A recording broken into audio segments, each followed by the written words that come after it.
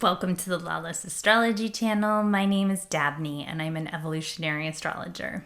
Today we're going to be talking about being a misfit or an outsider or feeling like you don't belong.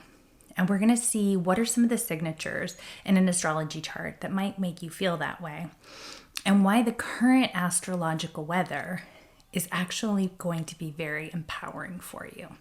So, if that's content you're interested in, I hope you stick around. All my stargazers out there, all the misfits unite. I appreciate every single one of you. And as always, please do like, subscribe, and share because it means so much to helping get this content viewed by other people. So let's dig in. Okay, have you ever felt like an outsider? I would say most people would say yes.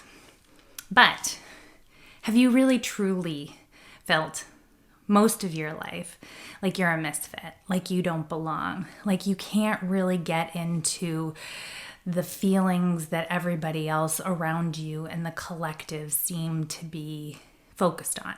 Like you just always kind of feel like you're a step ahead or you're just kind of outside. You know, that's the outsider, right? You just don't feel like you belong with the herd. Have you ever been called a black sheep of your family? I do readings for a lot of people, and there are certain signatures where you can kind of tell that someone would have that feeling. And understand that it is not a bad thing. It's often a gift. So I remember in high school or junior high or whatever, when I was younger, I remember people would always tell me I was so unique. And I was so different. Well-meaning people, like not people that were trying to bully or be nasty to me. They would just say, you're so unique. You're just yourself. You're just an individual. And I had no idea what they were talking about because, you know, when you're in like high school or middle school, like all you want to do is belong. Like that's what you want. You want the approval of your peers. You want to be popular. But apparently that isn't the energy I gave off. And I had no idea why, because I was doing everything I knew to do to fit in and to belong and to be like everybody else. But I just couldn't. And that is a very universal feeling for us misfits. No matter what we do, we're just different. So where do we see that in an astrology chart? A strong Uranian placement, so the planet Uranus, often is the one that wants to walk their own path. Everyone has Uranus somewhere in their chart, but some people more prominently than others. So for me, my Uranus is right on the midheaven, like conjunct the midheaven. And it's in Libra, so it's not like trying to not get along with people, but it's different. It's unusual, and it wants to walk its own path.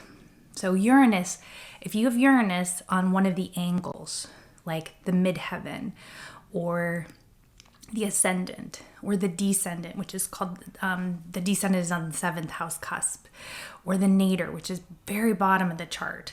So it's like there's a cross on the chart. So if your Uranus is somewhere sitting right next to one of those angles on the cross, that's a very powerful Uranian signature. Uranus making an aspect to your sun or moon. That's going to be very Uranian. So a lot of times you'll see people with a sun and Uranus conjunct. They're sitting next to each other in the sky. Uranus charts its own path. Uranus kind of doesn't care what other people think. So wherever you have Uranus in your chart, that's going to give you some insight into where you have your own unique special genius and gift to step away from the herd. Aquarius is a very misunderstood sign. We have someone who watches my channel quite regularly, and he sent me some thoughts about Aquarian energy. And, Aquarians, I kind of likened it to Spock. They have the ability to kind of step outside of their emotions a little bit and see things more clearly, but they're often the geniuses of the zodiac. They're people that can see 10 steps ahead of everyone else. But that can be kind of a lonely feeling. So if you have a lot of Aquarius energy in your chart, that may mean that you are just very visionary and you're just a little out of step with the timing of other people. And it can be Aquarius can be kind of intimidating because Aquarian energy tends to have this broader vision of what's good for everyone. And most people don't have that necessarily. So that Aquarian signature is what you would look for. Additionally, there are some other planets and energies that would stick out. But I think that, the Uranus and the Aquarius are the ones that often feel the most like misfit, outsidey kind of energy. I do readings for a lot of people that have a Chiron in Aquarius. So if your Chiron is in Aquarius, your whole life, there's kind of a wound around not belonging, being an outcast or an outsider or the black sheep or misunderstood. That is a very outsider signature if you have a Chiron in Aquarius. It will mean that at some point in your life, you were hurt and felt like you were just completely misunderstood. But it is a lifetime's work to heal that wound so you can then help the other outsiders and be a role model for them. So why do I say this is our time? I was talking to a good friend of mine and I was telling him about this video and I was saying that I really do feel like this is the rise of the misfit. And he was like, what are you talking about? Like, they're trying to squash any kind of energy. They're trying to bring the 50s back. Like, they want everyone to be conformists. Everyone's supposed to be this kind of Christo-fascist, women back in the home, men have to be testosterone and, but I guess, and so I really started thinking about it. I'm like, am I wrong? Because I'm thinking about the astrology and I'm thinking about how this is a time for the rise of individuality and stepping away from the herd in a lot of ways. And so I just really kind of pondered that. And then like an hour or two later, I asked the question. I said, have you ever felt like a misfit? Like, do you characterize yourself as a misfit? And he said, no, not really. And then it dawned on me. It really is hard to understand what it's like to be an outsider or a misfit unless you are one. Unless that is how you have identified throughout your life. You see the world a little bit differently than other people. And so I remember, as a self-identified misfit, like when Pluto was in Sagittarius, Pluto was in Capricorn, really Pluto in Sagittarius especially, everyone just was getting along. There was kind of this there was a big herd mentality in the 2000s. And I remember seeing it as very end stage capitalism and being, kind of appalled by some of what I was seeing. Even into Obama's administration, some of just the superficiality. I remember there was this show on MTV called My Super Sweet 16. And there would be, just these people who would lavish their children with Rolls Royces and $100,000 birthday parties and things like that. And I remember thinking it was so disgusting. And I remember talking to people and no one could understand what I was upset about. So this is where it's interesting, is when everything's kind of going well and the herd is sort of in its groove, the misfits can see what's coming. The misfits can see, the outsiders see where this isn't quite right. They feel very uncomfortable and alienated because everyone else is kind of going along and doing their thing. But once the astrology gets a little bit more hairy and challenging, the misfits actually know that energy a little bit better. So the herd starts to question, but the misfits already questioned. The misfits already kind of there. And so there is kind of this validation. There is a new opportunity for finding your people and bringing people along to your point of view. So I remember being someone that, and I guarantee there's people watching this that will remember when there was the Iraq War and Bernie Sanders was like, no, this is so bad. What are you all doing? And he filibustered and this is a long time ago before Bernie Sanders was a household name. You know, he was never my senator. I spent a couple summers in Vermont, but like he wasn't my senator. I knew about him because he was talking about the things that upset me, wealth inequality, the fact that if you buy it, you break it with this war, and that these wars never lead to any kind of prosperity for our country or the people back home. And I remember trying to like get people engaged in this conversation, and it was like nothing. Like I couldn't, because their lives were going along just fine. So fast forward, Bernie ran in 2016, and I tried to get all of the people I knew that were sort of leaning against the establishment to really check out Bernie versus Trump. Obviously, many of us did that. It didn't work necessarily, but it's funny to see Bernie and AOC having this moment and knowing, yeah, that's the future. That's what's coming. That's the fire that we need. That's the fire we've always needed. But the herd wasn't ready yet. But now they're going into all these red states and people are getting excited about it. So let's talk about the astrology, the astrological reason why I believe that we are getting ready to rise up and step into our power. First, Pluto is in Aquarius. So there can be a bit of a herd mentality with Pluto and Aquarius because it's like what's good for the collective, like at all costs. So there can be a little bit of a mouse a tongue sort of energy there.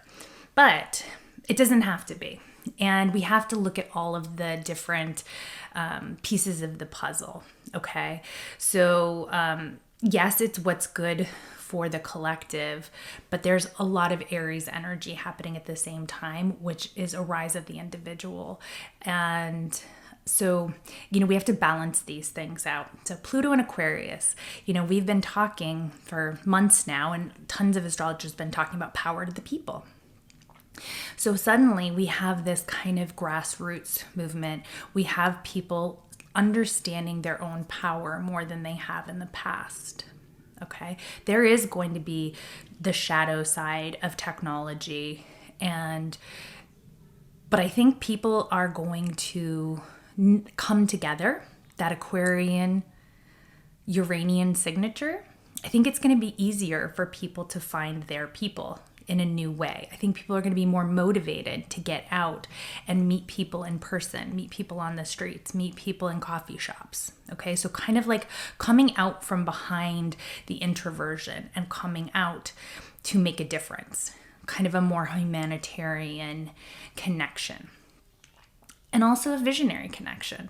So those with visions will now be much more rewarded than those in the past who questioned. Now, again, I know what we're dealing with from the top down is very different energy, but I don't believe that's going to last. And it doesn't mean that we're not a part of the solution. So Neptune just went into Aries. So Neptune in Pisces, as we've said, very confusing energy, which can be very herd mentality. Very much about getting kind of swept away in the collective, and truth doesn't necessarily matter. It's about your gut feeling, right? I feel like something's wrong and someone's telling me it's this, so that makes sense, right? Like kind of a very confusing energy. Neptune in Aries, suddenly there's a coalescence. There's suddenly something in us that says, well, the truth does matter. I do care about the truth. What is my truth? Aries is very much a me-centered sign. And that can be good, especially for people that have felt like outsiders. Because suddenly you find your voice, you find your mission, you find your purpose, and you find your confidence to say, I need to stand up for what I believe in. Saturn is about to move into Aries, and I'm going to be talking with lots of different astrologers about this. This is, I think, a very powerful transition. Now, Saturn is supposedly in its detriment in Aries, but I just think it means it has to work harder. So, and I don't think that's a bad thing. I think in some ways that a lot of people have forgotten what it's like to come up against obstacles and overcome them. So I always talk about Saturn being the hardest teacher that you ever had. So think about a coach or a professor in college who gave you a ton of homework. You know, the really hard-ass teachers or coaches or mentors, the people that expected a lot from you that no one really likes. Saturn transits are hard because they're hard work. But you think about like a Jupiter transit and like you think about the professor that like gave no homework and like if you skip class, who cares, right? Or like the coach that didn't even know if you didn't show up to practice. You don't get as much out of that. That class that you had to work so hard at, that you had to overcome, you learned the most in that class. You came up against yourself and you achieved. And that's really Saturn, and Saturn in Aries is like, no, I'm not going to back down. I am going to overcome this obstacle. Now, the downside in that can be violence, it can be anger, it can be acting out, but it doesn't have to be. So I do think that feeling like a misfit or like you don't belong, self-identified, doesn't necessarily mean that you're a weirdo. I don't think of myself as a weirdo. I just think that I think differently. I think there are very damaged people who don't have a lot of friends and are very lonely, but they still have a very herd mentality. So there is a differentiation there. But anybody can benefit from taking a step back and seeing that there are obstacles in this lifetime that we need to overcome. And those people that have, throughout the course of their lifetime, overcome obstacles have gained in self-confidence. They have gained in wisdom. They have gained in their ability to move society forward, move their own lives forward, achieve something. Saturn in Aries wants to achieve. Saturn in Aries wants to move forward. Saturn in Aries is very much the like, I am this and I am going to make it happen and there's no excuses not to. So that combination in and itself gives me this sense of a rising confidence, a rising attitude of like, oh, at the end of the day, I did have a vision. I do not think like everyone else, and that's not a bad thing. That's the voices that are going to be needed now as people are trying to ban books and do things that maybe are all about trying to get conformity to rise once again. So I additionally think about like the McCarthy era and things like that. I think that sometimes there are these tests and those times when people try to get people to conform more than in history, when there's that conformist energy, that is when the visionaries, the misfits, the outsiders, the people who didn't feel like they belonged as a part of the herd actually have more of a voice. Because suddenly other people who may just feel like, a little bit of an outsider, like they don't belong or they're not really comfortable with all this conformity, are going to look to you to be their guiding light. They're going to look to you for answers. They're going to look to you to understand how to deal with this new energy, because that's something you've dealt with your whole life. You've dealt with this understanding of like, that's not how I think this should go. This isn't how it should roll. they were maybe happy with how things were rolling, but now suddenly it's kind of, crossed over to a level that they feel uncomfortable, but they don't know what to do with it. And so that's where your voice is needed.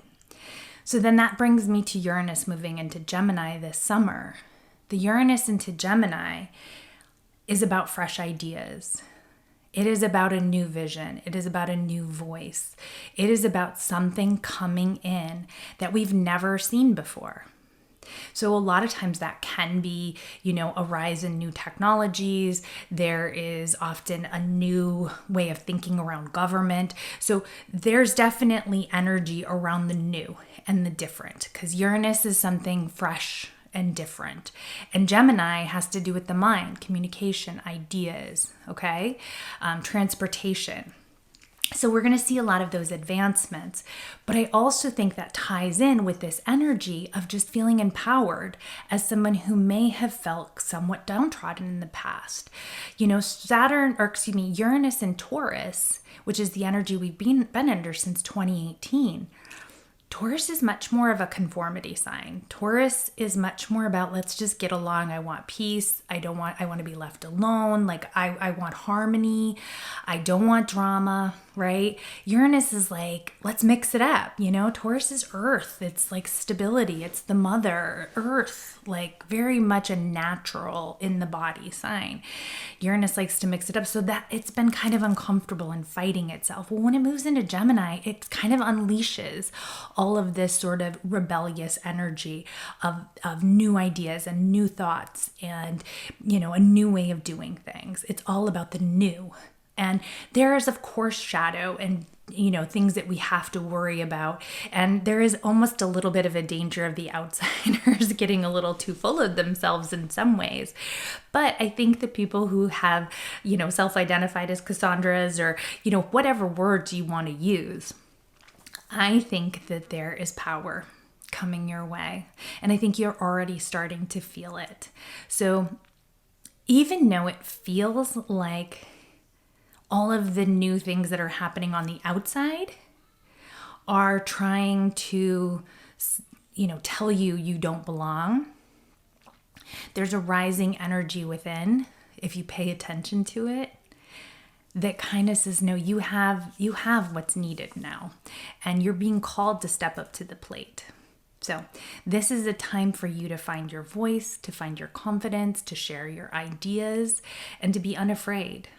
And you do it with kindness and compassion. You do not do it in a way that, Aries can definitely be kind of this me energy where they steamroll over everybody and things like that. That's not what, that's not in the high energy there. But like I said, Aquarius, Aries, Gemini, very different, very outside energy, very yang energy, very much like, okay, we're going to do things differently now. And so, So anyway, I just wanted to do this video because it had occurred to me that I was feeling incredibly energized and hopeful in a way that I had not been for quite some time. And I do attribute it to the changing cosmos. So I would love to hear your stories in the comments. I would love to hear if you felt like an outsider or if I'm just, in my own little world with this idea. But I think it takes one to know one. So my guess is that a lot of you watching can identify with that. And like I said, it does not necessarily mean that we have all the answers, because we don't. But that alienation, that loneliness of feeling like we know that things aren't quite right and to go along with this herd mentality is going to be detrimental. I believe more and more people are going to see that.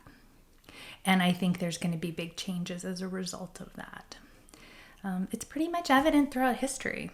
So find your patience. I know Aries is not a very patient sign, but find your patience, find your confidence, which is an Aries sign, and know that you got this.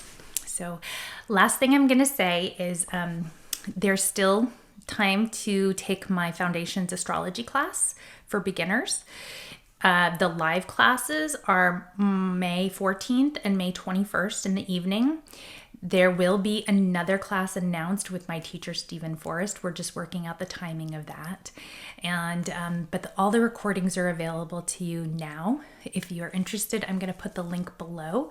But it's really a class for people who have never caught on with astrology, like you're really interested in it, but like it's always so confusing and you're not really sure how to read your own chart. This is really just about reading your own chart. So, okay, as always, there is a reason and a season for it all. The universe is conspiring to help you. And until next time, stargazers.